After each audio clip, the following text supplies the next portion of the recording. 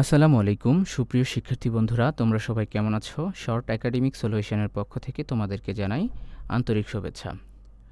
আমরা ইতিমধ্যে অষ্টম শ্রেণীর বাংলা বিষয়ের ষান্মাসিক সামষ্টিক মূল্যায়ন পরীক্ষার প্রশ্নটি হাতে পেয়েছি।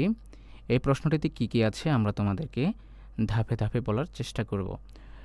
প্রথমে আমরা দেখব, তোমার বিদ্যালয়ের উন্নয়ন বিষয়ক বৈঠক অনুষ্ঠিত হবে।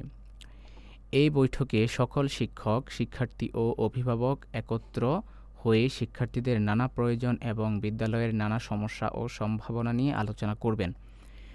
এই আলোচনাকে সামনে রেখে শিক্ষার্থীদের কাছ থেকে লিখিত মতামত ও চাহিদা বা দাবি আহ্বান করা হচ্ছে। বৈঠকে শিক্ষার্থীদের নানা বিষয়ে নিজেদের ভাবনা ও মতামত প্রকাশের সুযোগ থাকবে। একই দিন বিদ্যালয়ের সকল শিক্ষার্থীকে নিয়ে দেয়াল পত্রিকা উন্মোচন করা হবে। দেয়াল পত্রিকায় প্রকাশের জন্য শিক্ষার্থীদের কাছ থেকে সৃষ্টিশীল লেখা আহ্বান করা হচ্ছে। কাজ ১, জোড়ায় আলোচনা করে নিচের কাজগুলো করো। ১. বৈঠককে সামনে রেখে এবং বৈঠকের দিনকে কেন্দ্র করে পাশের সহপাঠীর সাথে আলোচনা করে নিচের কার্যক্রমগুলো অনুসরণ করো। এরপর খাতায় লিখো। প্রথম প্রশ্ন হচ্ছে, তোমার বিদ্যালয়ের বিভিন্ন প্রয়োজন বা সমস্যা খুঁজে বের করতে হবে। দ্বিতীয় হচ্ছে, এসব প্রয়োজন বা সমস্যা নিয়ে কার সাথে যোগাযোগ করা যায় তার একটি তালিকা করতে হবে। ৩ নম্বরে হচ্ছে, যোগাযোগের মাধ্যম ও উপকরণ কী হতে পারে সেগুলো নির্ধারণ করতে হবে। কাজগুলো করতে গিয়ে কোন বিষয়গুলো তুমি নিজে খুঁজে পেয়েছো আর কোনগুলো আলোচনার মাধ্যমে উঠে এসেছে তা উল্লেখ করতে হবে। প্রয়োজনে আলাদা চক ব্যবহার করা যেতে পারে।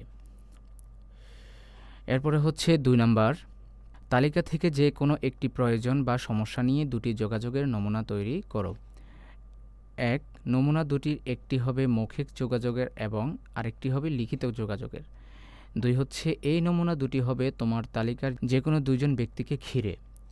নমুনা দুটি তৈরি করতে পাশের সহপাঠীর সাহায্য নেওয়া যাবে। সহপাঠীর সাথে কথা বলে তুমি কোন কোন বিষয়ে জানতে পেরেছো তা যোগাযোগের নমুনা লেখার আগে সংক্ষেপে আলাদাভাবে তুলে ধরতে হবে। নমুনার ধরন ও বিষয়বস্তু হুবহু এক হওয়া যাবে না। এরপরে হচ্ছে কাজ খ, দেয়াল পত্রিকা দেওয়ার জন্য রচনা তৈরি করো। রচনাটি তৈরি করতে নিচের নির্দেশনা ও নমুনাগুলোর অনুসরণ করো। ১ নম্বর নির্দেশনা হচ্ছে, কাজটি করতে হবে দলগত আলোচনার মাধ্যমে। ২ নম্বরে হচ্ছে, প্রতি দলে ৪ জন করে সদস্য থাকতে পারে।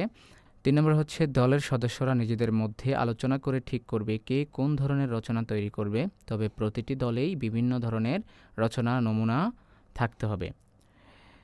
এরপর হচ্ছে, রচনার কাঠামো ও বিষয়বস্তু নিয়ে এবং নতুন নতুন ধারণা নিয়ে আলোচনা করা যাবে।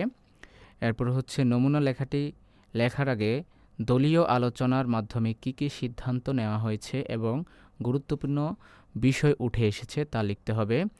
এরপর হচ্ছে, রচনার নিজেদের সৃষ্টিশীলতা, পর্যবেক্ষণ ও দক্ষতার প্রতিফলন ঘটাতে হবে। এরপর হচ্ছে, রচনার একটি শিরোনাম দিতে হবে। অর্থাৎ এই রচনাটিতে তোমরা কী কী উল্লেখ করবে তা দেয়া হলো। বিবরণমূলক লেখা, যেমন হচ্ছে বিদ্যালয়, শ্রেণীকক্ষ, স্কুল মাঠ, পাঠাগারের বিবরণ। বিশ্লেষণমূলক লেখা, বিদ্যালয়ের সামগ্রিক সুযোগ সুবিধা। এরপর হচ্ছে তথ্যমূলক লেখা, বিদ্যালয়ের গুরুত্বপূর্ণ তথ্য। এরপর হচ্ছে কল্পনা নির্ভর লেখা, বিদ্যালয়কে ঘিরে কোনো গল্প। এখানে দুটি প্রশ্ন আছে। প্রশ্ন নম্বর ১, উপরের যে কোনো একটি ধরন বেছে নিয়ে তোমার বিদ্যালয়ের পরিপ্রেক্ষিতে ২০০ শব্দের মধ্যে একটি রচনা লিখো। উপরের নমুনা বিষয়গুলো ছাড়াও নিজ বিদ্যালয়ে যে কোনো বিষয়বস্তু নিয়ে রচনাটি লেখা যাবে। ২ নম্বর প্রশ্ন হচ্ছে, রচনাটি লেখার পর এটি কোন বিবরণমূলক, বিশ্লেষণমূলক, তথ্যমূলক, কল্পনা নির্ভর তার পিছনে যুক্তি দিতে হবে।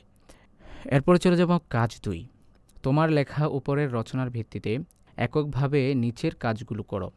এখানে দুইটা কাজ আছে। প্রথমটা হচ্ছে, দুটি বাক্যের উদ্দেশ্য, বিধেয়, উদ্দেশ্যের প্রসারক ও বিধেয়র প্রসারক চিহ্নিত করো। এরপর হচ্ছে, যে কোনো 10টি শব্দ অভিধানের বর্ণানুক্রমে সাজাও। এ হচ্ছে তোমাদের বাংলা প্রশ্নটি। সুপ্রিয় শিক্ষার্থী বন্ধুরা, আমরা কিছুক্ষণের মধ্যে এর সমাধান দেওয়ার চেষ্টা করব। সে পর্যন্ত আমাদের সাথে থাকো। ধন্যবাদ।